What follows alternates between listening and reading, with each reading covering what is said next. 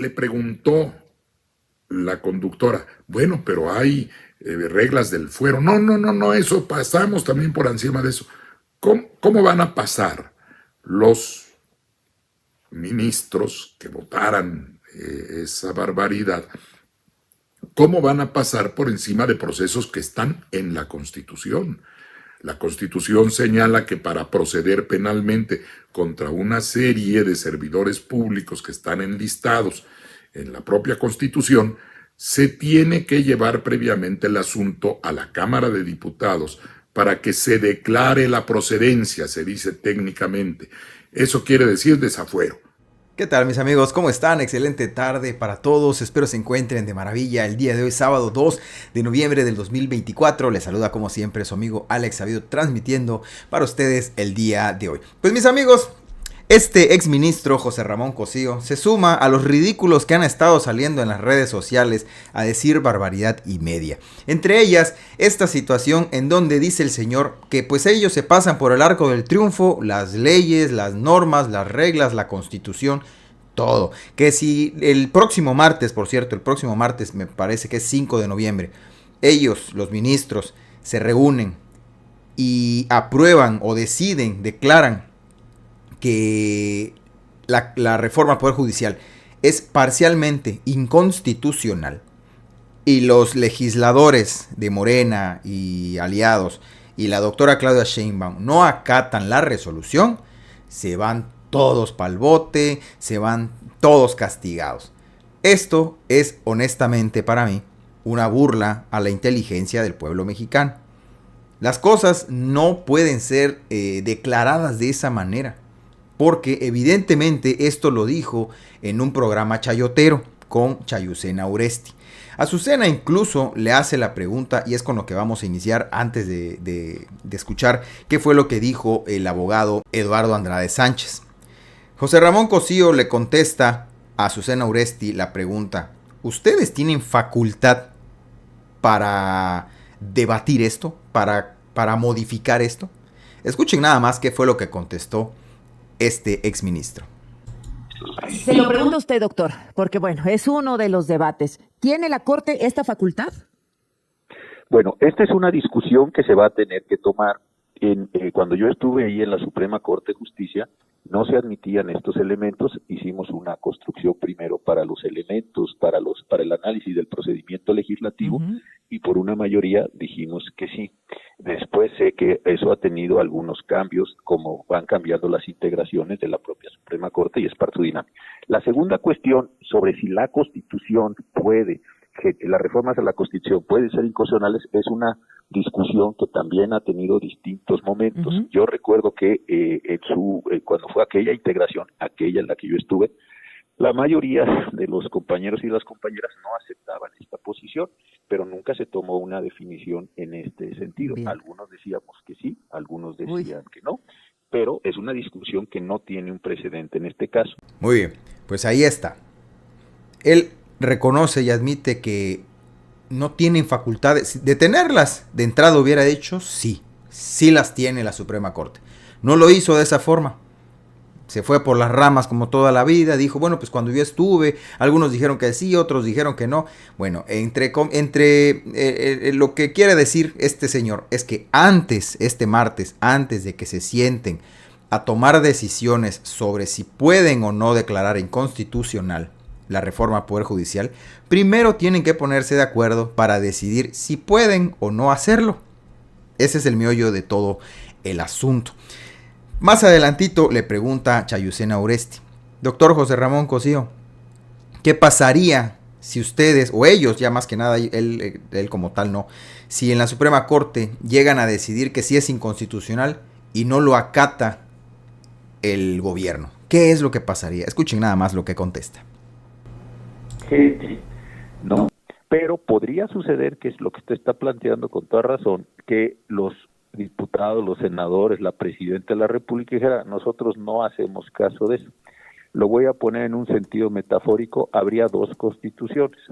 La constitución que los diputados senadores consideran que está vigente porque fue publicada en el Diario Oficial el 15 de septiembre, y la constitución que los ministros considerarían y las ministras que está vigente, porque es la que resultó de la sentencia. Ahí puede venir una escalada peligrosísima, de verdad peligrosísima, y ojalá la racionalidad se imponga. ¿Por qué? Porque en caso de que se diera esta situación, los ministros podrían considerar que hay un desacato por parte de los diputados, los senadores y algunas otras autoridades, y los ministros, con base en la fracción 16 del artículo 107 de la Constitución y sus aplicaciones al 105, podrían considerar que hay que remover, hay que destituir y someter a proceso a quienes no acaten su sentencia. En este caso, ¿el Ejecutivo y el Legislativo? En este caso, el Ejecutivo y el Legislativo. ¿Y qué pasaría? Bueno, sabemos que tienen las mayorías y tendría que pasar por un proceso de desafuero. No pasa. Bueno, no pasa.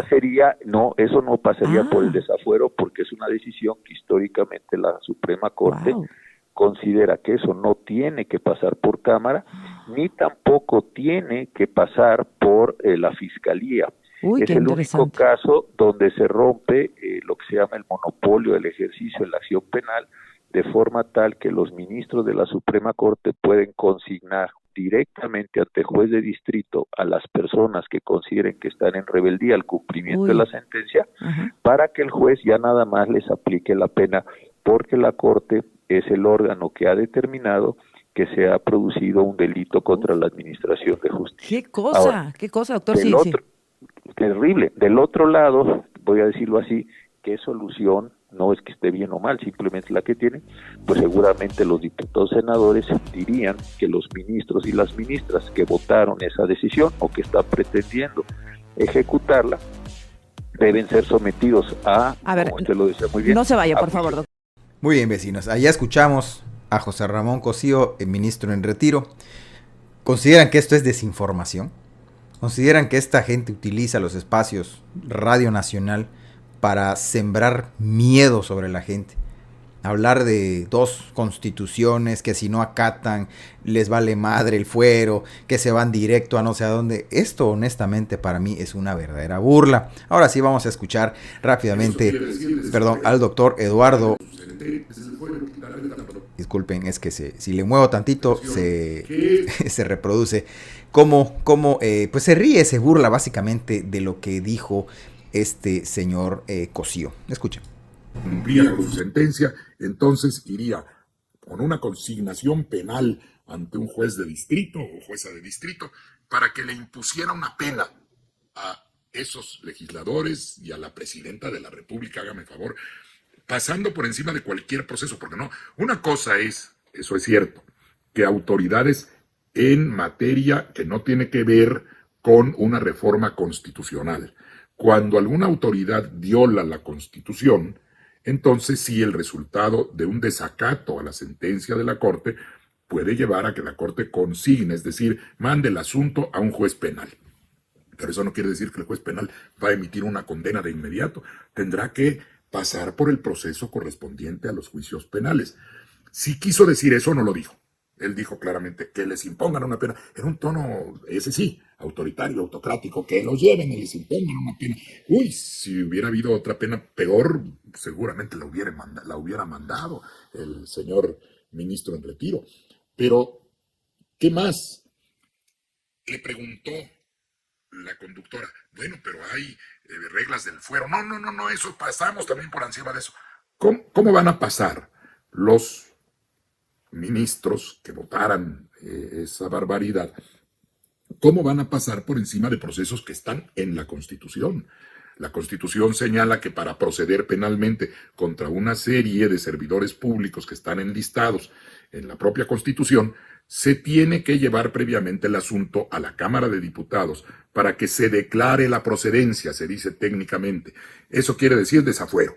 Quitarles el fuero, quitarles la protección, que es una protección a la función, no a la persona, para evitar que haya persecuciones políticas. Y esto es justamente al revés, sería una persecución política desde el Poder Judicial contra los legisladores y la presidenta. Es el mundo al revés, ¿no? Pero ahí está, por un lado, esa previsión. Hay que desaforar a ciertos servidores públicos y en el caso de la presidenta, el régimen es distinto, porque ahí ni siquiera interviene para nada el Poder Judicial. No puede, como en el caso del desafuero, cuando se desafuera, cuando se le quita el fuero a uno de esos servidores públicos, entonces va a un juez penal normal y ahí lo juzgarán. Pero la presidenta de la República tiene un régimen específico, que puede ser, sí, quien sea el titular del Ejecutivo. Me voy a permitir referirme en términos abstractos, para que no vaya a ser que un cambio o una edición del video pareciera que estoy diciendo algo que no dije. En términos abstractos, la persona titular de la presidencia de la República puede eventualmente llegar a ser juzgada penalmente si comete un delito, pero solo puede ser juzgada por el Congreso. La acusación la tiene que hacer la Cámara de Diputados y el que juzga, el juez, permítanme decirlo así, es el Senado. No interviene nunca el Poder Judicial de la Federación, precisamente porque no puede tener una capacidad de acción contra el Ejecutivo. Entonces, ¿cómo no se va a respetar nada de eso? O sea, que lo que nos está diciendo el ministro en retiro es a la basura todas esas cuestiones procesales. Bueno, mis amigos, pues allá está. Es información, yo creo, más veraz, un poco más creíble que solamente decirle al público, no, su fuero y demás no nos importa, les pasamos por encima. Son poderes diferentes. ¿De qué se queja el Poder Judicial? ¿De qué se están quejando en el Poder Judicial? Del autoritarismo del Ejecutivo y del Legislativo. Pero ellos realmente están demostrando ese autoritarismo que si ellos deciden que es inconstitucional y no lo acatan, se fregaron. No, hombre, de verdad que dan risa, da tristeza también escucharlos decir estas sandeces ante tanto radio escucha, porque pues Chayusén Uresti, nos guste o no, es un programa de radio bastante escuchado. Pero bueno, mis amigos, para eso están estos personajes que podrán decir lo que quieran de Andrade, expriista, su hermano, pues ya sabemos la situación, pero él, como quiera que sea, es una persona preparada. Él estudió Derecho en la UNAM, es investigador, es constitucionalista, entre otras cosas. Entonces, está diciendo para mí los datos correctos y reales, porque también escuchando a otros legisladores de Morena, pues estamos en la misma situación. Están diciendo lo mismo. Olga Sánchez Cordero, antes de irme, vamos a escuchar rápidamente qué fue lo que dijo con respecto a esta situación también de la supremacía constitucional. La oposición totalmente derrotada, se traga su propia medicina. Escuchen. Perdonan, pero lo más importante para mí cuando yo hacía un proyecto de resolución en la Corte, que estuve 21 años ahí, era lo primero era la procedencia. ¿Es procedente esto o no es procedente? El juicio de amparo contra reformas constitucionales no es procedente, eso lo dice la ley de amparo. Dicho sea de paso, lo reformaron en el 2013. ¿Sabes por qué? Por el Pacto por México. Sí. Porque no querían impugnar las reformas de Peña Nieto, del presidente Peña Nieto. Esa fue la realidad. Esa fue la realidad. Y ahora que llevamos a la Constitución lo que ellos hicieron, lo constitucionalizamos idéntico. Están, pero verdaderamente desgarrándose vestiduras a la mitad del templo. ¿Es deshonesto?